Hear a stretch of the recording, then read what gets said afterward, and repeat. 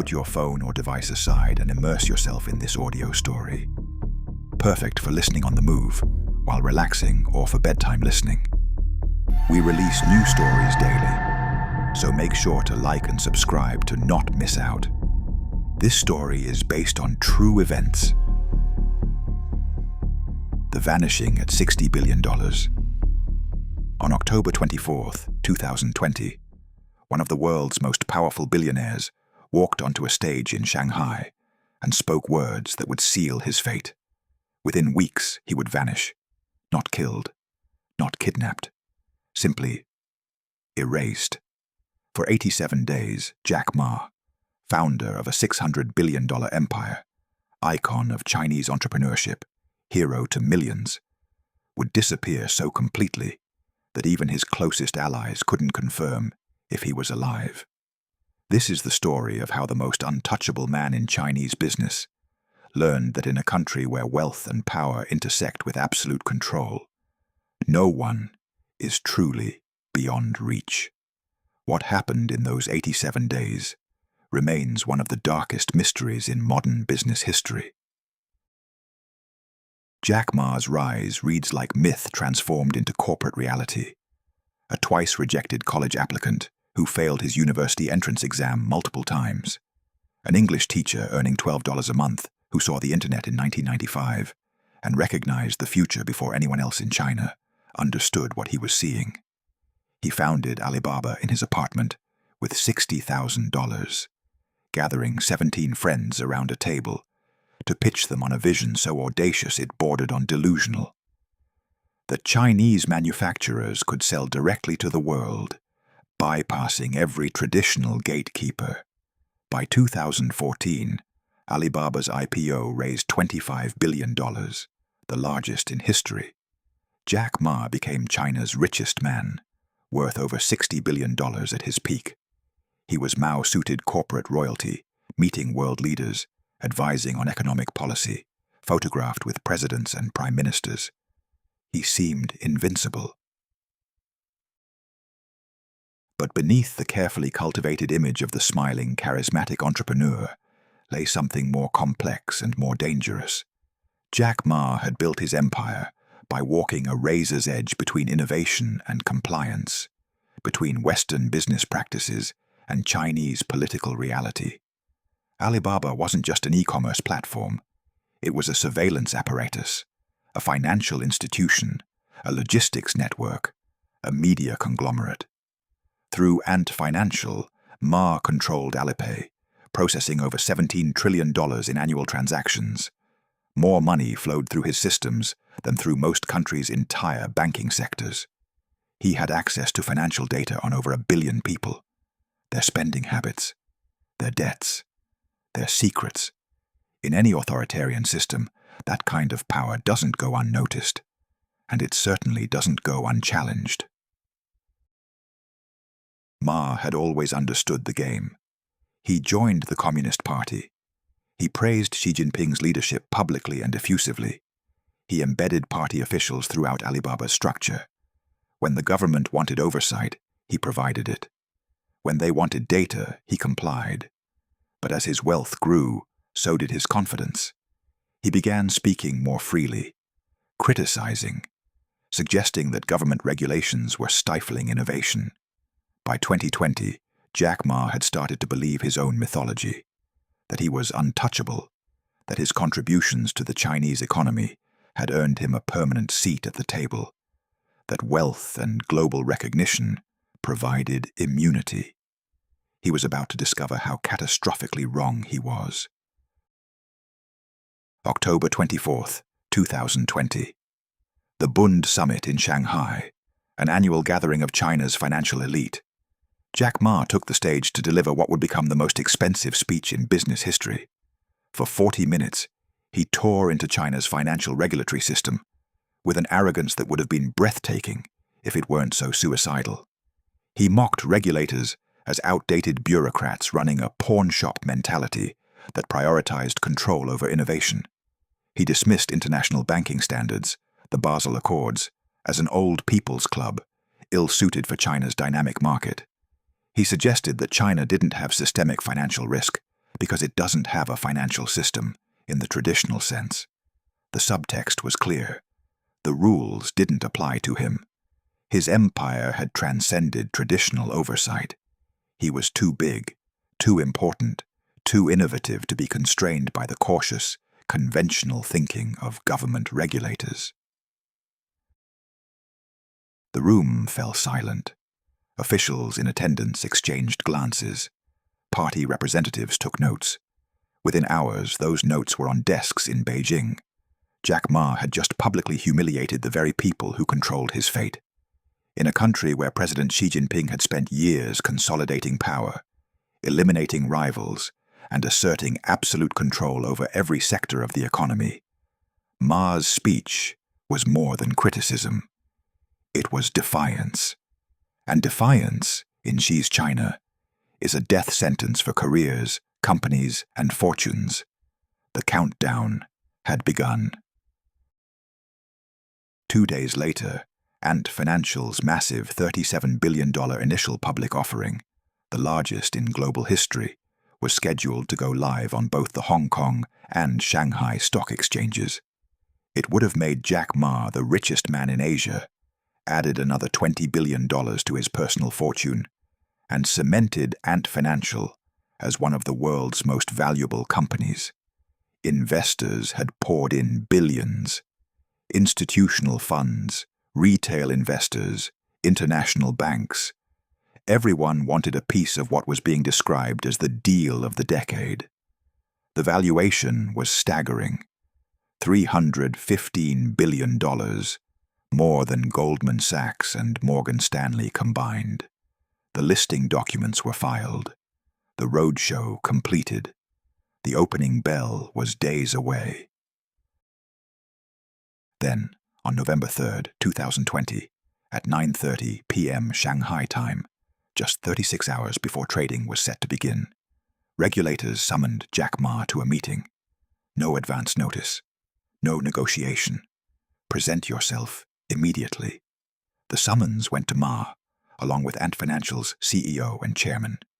The meeting lasted hours. No one knows exactly what was said behind those closed doors, but the message was unmistakable. You have gone too far. The next morning, Chinese regulators announced that Ant Financial's IPO was suspended indefinitely. The reason given was vague. Major issues regarding regulatory compliance. In reality, it was a public execution. $37 billion evaporated overnight.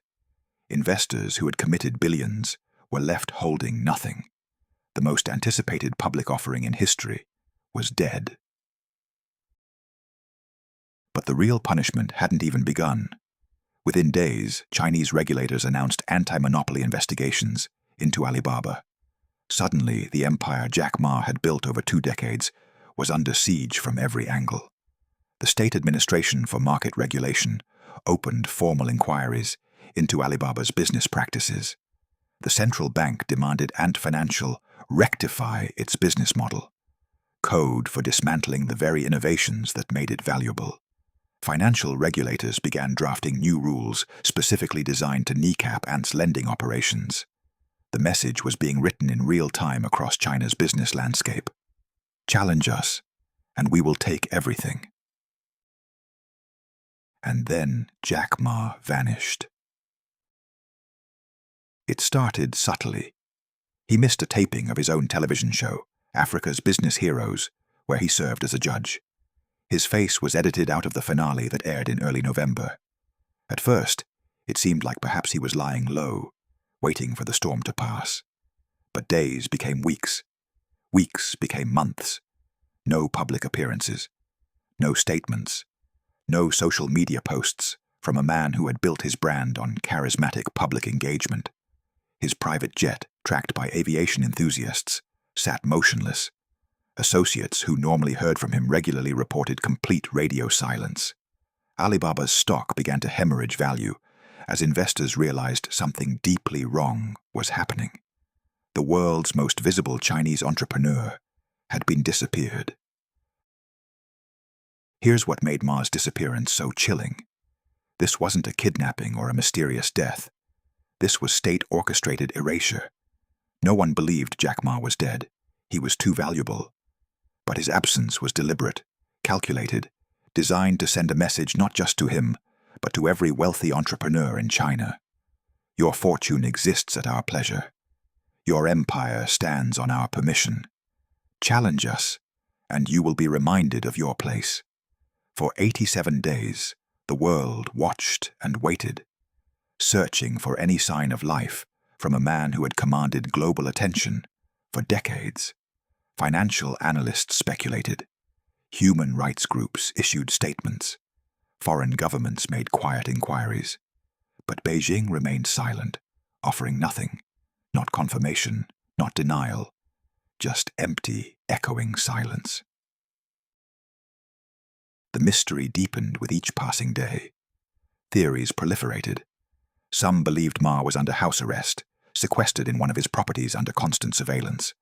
Others thought he had been taken to a secret facility where party officials were re-educating him, a euphemism for psychological pressure designed to break the will of even the strongest personalities.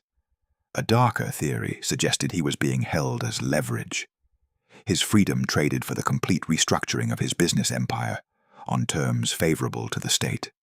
Every theory shared one common element.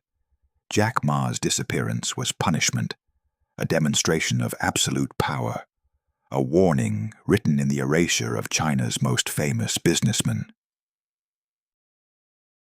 Meanwhile, the dismantling of his empire accelerated with brutal efficiency. In December 2020, regulators hit Alibaba with an anti-monopoly investigation, accusing the company of forcing merchants to choose between Alibaba and its competitors, a practice called choosing one from two. By April 2021, the verdict came down. Alibaba was fined $2.8 billion, a record in Chinese anti-monopoly enforcement. But money was just the beginning. Ant Financial was ordered to become a financial holding company, subject to the same capital requirements as traditional banks, requirements that would fundamentally destroy its business model. The company's valuation, once $315 billion, collapsed to estimates around $140 billion, nearly $175 billion in value, destroyed with a few regulatory decrees. Jack Ma's personal net worth plummeted from over $60 billion to less than $30 billion. Half his fortune, erased as casually as a bureaucrat signing a form. Then, on January 20th, 2021, exactly 87 days after his last public appearance, Jack Ma resurfaced in a carefully choreographed video appearance.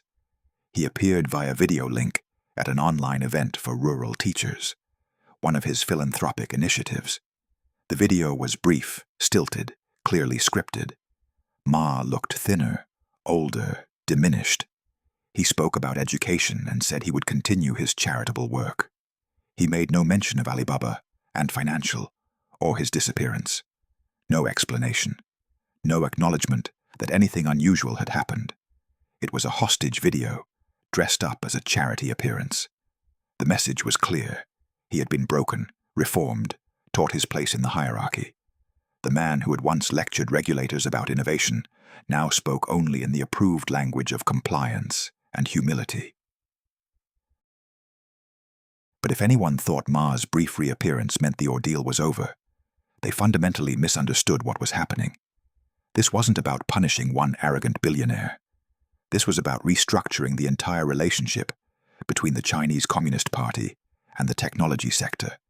Jack Ma was the example, the warning, the public lesson in what happens when private wealth begins to rival state power.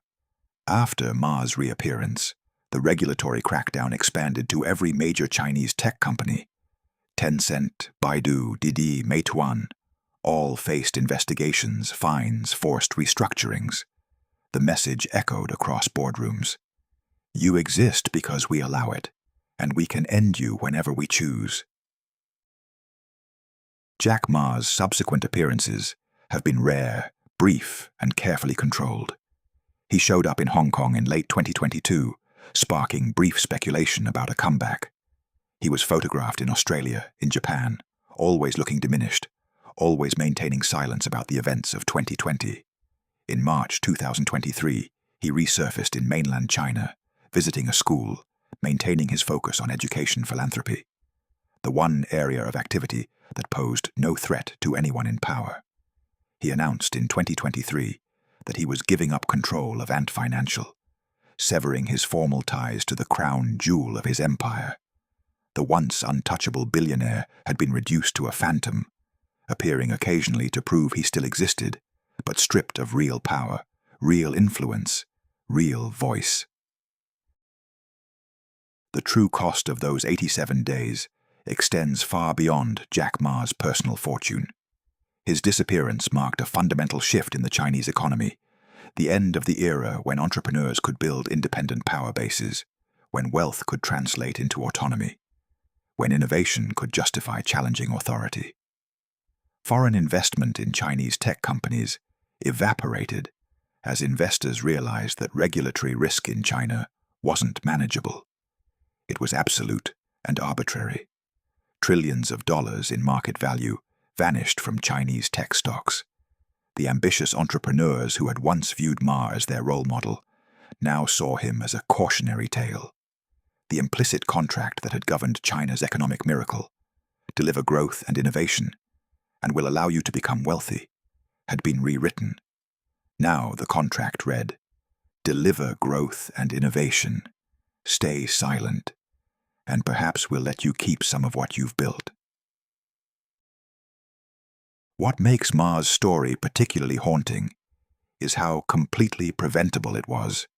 He knew the rules. He had played the game successfully for decades.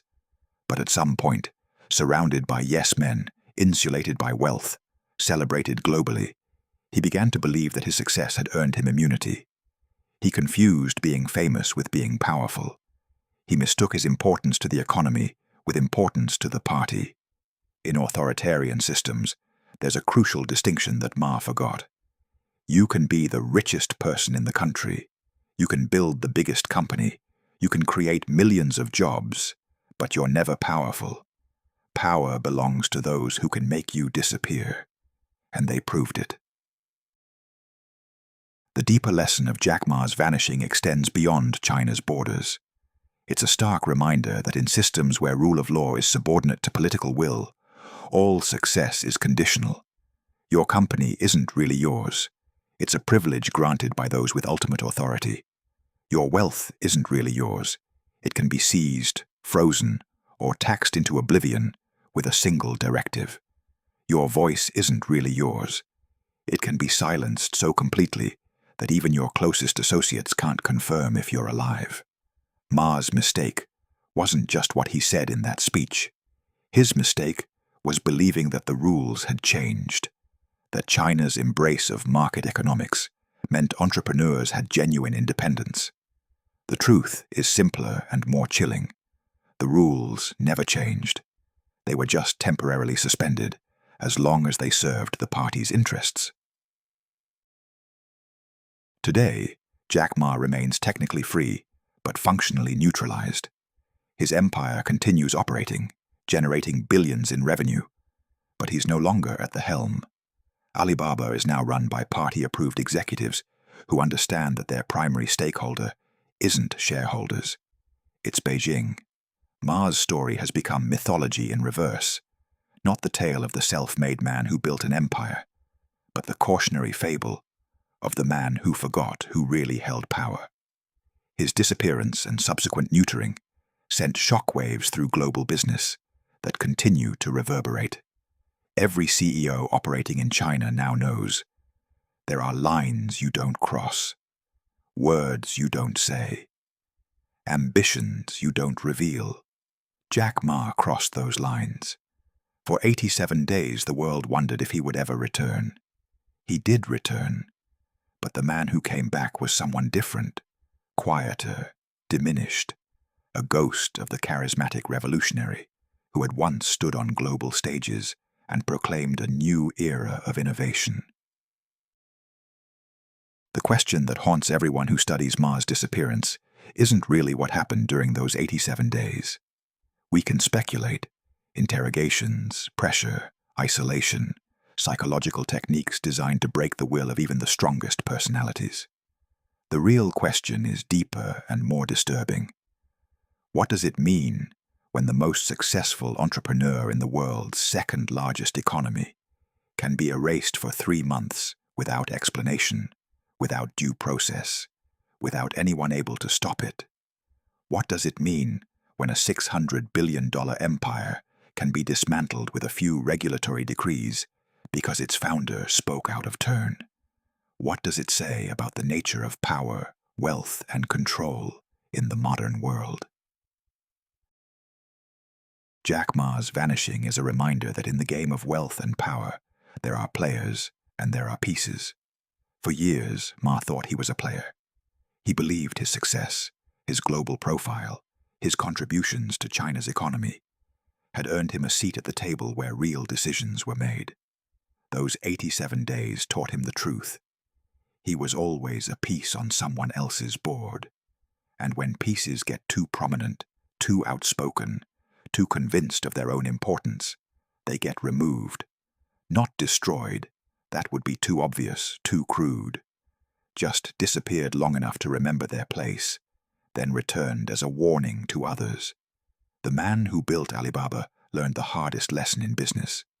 In a system where political power is absolute, all economic power is an illusion, and illusions can be shattered in an instant.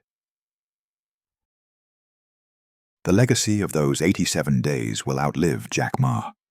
Every entrepreneur in China now operates under the shadow of his disappearance. Every business decision is filtered through a single question. Will this offend someone more powerful than me? Innovation hasn't stopped in China, but it has been redirected, constrained, channeled into approved directions. The vibrant, chaotic creativity that characterized Chinese tech in the 2010s has given way to something more cautious, more compliant, more aware that every success is provisional. Jack Ma's empire still stands, but it stands as a monument to limits. Not the limitless ambition he once embodied, but the hard boundaries that exist when business collides with absolute political control. On that October evening in 2020, when Jack Ma walked onto the stage in Shanghai and began speaking words that would cost him everything, did he know what was about to happen? Did he see the trap closing? Or had success made him blind to the danger he was courting? We may never know what he was thinking in that moment, but we know what happened next. A man who had seemed untouchable was touched. A billionaire who commanded global attention was silenced. An empire that appeared invincible was brought to heel. For 87 days, the world's most famous Chinese businessman existed in a state of forced non-existence, not dead, not free, just absent. And when he returned, something fundamental had changed, not just in Jack Ma, in everyone watching, because if it could happen to him, to the most successful, most celebrated, most globally recognized Chinese entrepreneur of his generation, it could happen to anyone. That's the real message of Jack Ma's disappearance. Not that he spoke too freely or challenged authority unwisely, but that in systems where power is concentrated absolutely, no achievement, no wealth, no global fame provides protection. You exist at their pleasure, and when they decide you've forgotten that fact, they'll spend 87 days making sure you never forget again. Subscribe and listen to our next story below.